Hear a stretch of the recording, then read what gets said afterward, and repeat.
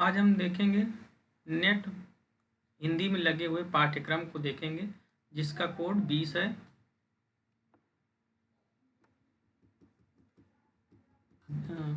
Net में 1 से 10 unit है टोटल। पहली यूनिट हम देखते हैं, सिर्फ देखेंगे क्या क्या है विषय में। हिंदी भाषा और उसका विकास है पहला। इसमें क्या क्या है?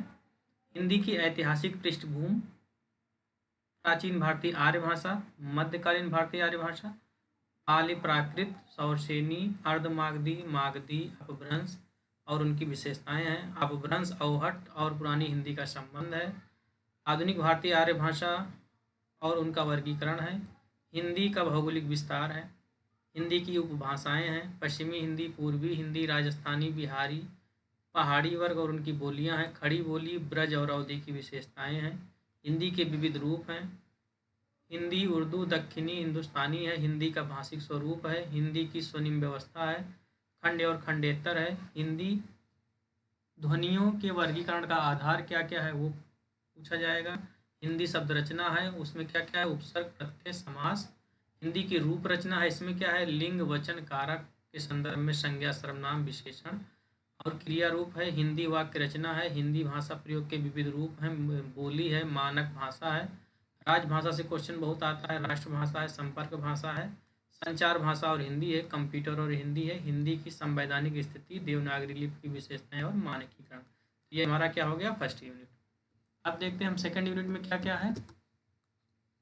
हिंदी साहित्य का इतिहास, इसमें हिंदी साहित्य का इतिहास दर्शन है। हिंदी साहित्य के इतिहास लेखन की पद्धतियां पूछा जाता है। काल विभाजन साहित्य का, नामकरण, आदिकाल की विशेषताएं और साहित्यिक प्रवृत्तियां क्या क्या हैं। रासो साहित्य, आदिकालीन हिंदी का जैन साहित्य, सिद्ध साहित्य, नाथ साहित्य, अमीर खुसरो की हिंदी कविता, विद्यापति की पदावली और लौकिक साहित्य ये है। और भक्ति काल में क्या क्या है? भक्तकालीन के उदय के सामाजिक सांस्कृतिक कारण, मुख्य भक्ति आंदोलन का अखिल भारतीय स्वरूप और अंतः प्रादेशिक वैशिष्ट्य पूछा जाता है। भक्त काव्य की सामाजिक सांस्कृतिक पृष्ठभूमि क्या है? आलवार संत। भक्त काव्य के प्रमुख संप्रदाय कौन कौन से हैं और वैचारिक आधार उसके क्या क्या है? निर्गुण और सगुण भक्ति और उनका काव्य क्या क्या है, ये पूछा जाता है। अब रीतकाल में हम देखते हैं रीतकाल में क्या है। तो रीतकाल में सामाजिक सांस्कृतिक पृष्ठभूमि है। रीतकाल की प्रमुख प्रवृत्तियां रीतबद्ध, रीत सिद्ध, रीत मुक्त है और रीत कवियों का आचार्यत्व भी है। रीतकाल के प्रमुख कवि और उनका काव्य भी है। फिर आधुनिक काल आते हैं, इसमें क्या है? गद्य के उद्भव का विकास, भारतीय पूर्व हिंदी गद्य, 1857 की क्रांति और राष्ट्र और सांस्कृतिक पुनर्जागरण, भारतीय और उनका युग है। पत्रकारिता का आरंभ है, 19वीं शताब्दी की हिंदी और पत्रकारिता है। आधुनिकता की अवधारणा, ये सब पूछा जाता है। फिर द्विवेदी युग में महावीर प्रसाद द्विवेदी और उनका युग है। हिंदी नवजागरण और सरस्वती है। राष्ट्रीय कवि धारा, राष्ट्रीय धारा के प्रमुख कवि, स्वच्छंदतावाद के प्रमुख कवि हैं। फिर छायावाद में है, छायावाद की प्रमुख विशेषताएं क्या क्या है? छायावाद के प्रमुख कवि क्या कौन कौन है? प्रगतिवाद की अवधारणा क्या है? प्रगतिवाद के काव्य, उनके प्रमुख कवि कौन कौन से हैं? प्रयोगवाद और उनकी नई कविता है। फिर नई कविता के कवि हैं। फिर समकालीन कविता 2000 तक, समकालीन कविता कब तक? 2000 तक। फिर समकालीन साहित्यिक पत्रकारिता भी है। ये हो गया हमारा यूनिट 2 में ही अभी चल रहा है। इसमें गद्य विधाएं और भी हैं। हिंदी साहित्य की गद्य विधाओं में क्या है? हिंदी उपन्यास है, उपन्यास की अवधारणा है।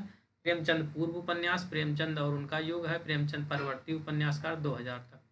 फिर हिंदी कहानी है, हिंदी कहानी का उद्भव और विकास। फिर 20वीं सदी की हिंदी कहानी और प्रमुख हिंदी कहानी के आंदोलन और प्रमुख कहानीकार। फिर नाटक है, नाटक में रंगमंच और उस विकास के चरण, भारतेंद्र युग, प्रसादोत्तर युग, स्वतंत्रोत्तर युग, साठोत्तर युग और नाटक, नया नाटक। ये नाटक में युग है ये।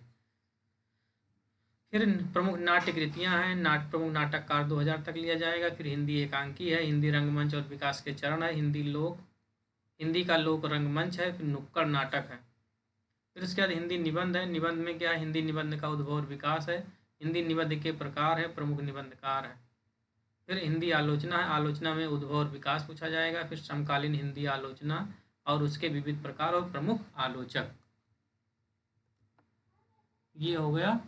और हिंदी की अन्य गद्य विधाओं में क्या है? रेखा चित्र है, संस्मरण है, यात्रा साहित्य है, आत्मकथा है, जीवनी है, रिपोर्टाज है, डायरी है।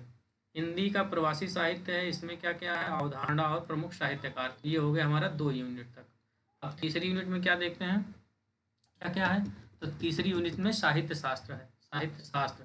काव्य के लक्षण है, काव्य के हेतु, काव्य प्रयोजन है, प्रमुख संप्रदाय और सिद्धांत है, रस, अलंकार, रीत संप्रदाय, ध्वनि संप्रदाय, वक्रोक्ति संप्रदाय और औचित्य संप्रदाय, रस निष्पत्ति और साधारणीकरण है।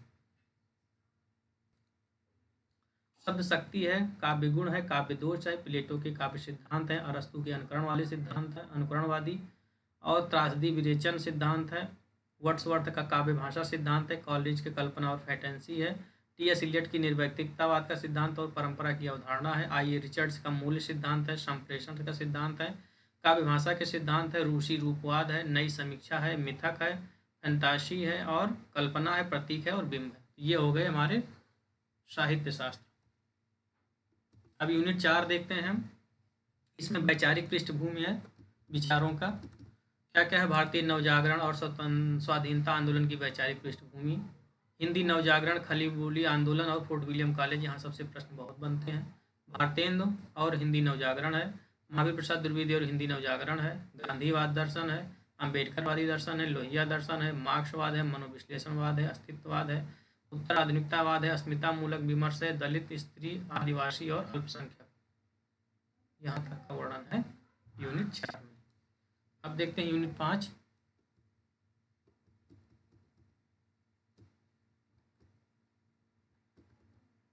यूनिट 5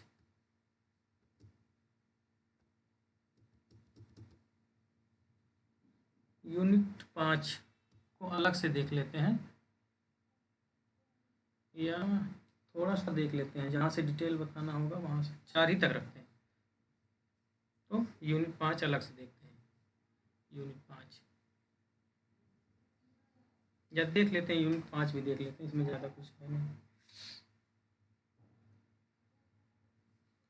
यूनिट 4 तक हो गया, ये नेक्स्ट क्लास में ही देखते हैं यूनिट